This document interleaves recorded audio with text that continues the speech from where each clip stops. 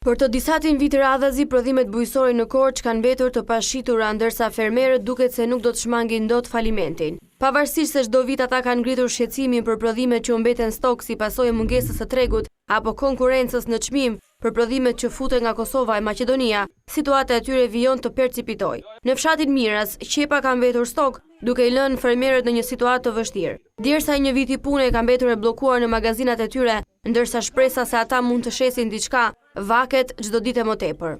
Mbolla 1-2 lyme gjysëm, edhe gjysma ti holla. Ja këto kam tani. Tu në vit mora 2 milion. Si vjet do marr as 100.000 lekë. Prodhimet i kemi hedhur në anës Lumit se nuk ka treg. Kam hedhur 200 kuntal qepë, kam harxuar rreth 1 milion lekë shpenzime. Kjo është e vetmi ardhur për familjen, edhe unë s'kam ku të pushtetem fare. Por përballë këtij shqetësimi, specialistët e bujqësisë thonë se kjo gjendje vijon si pasojë e cilësisë së dobët të prodhimit, çka i penalizon ata duke i përjashtuar edhe nga skema e përfitimit të subvencioneve.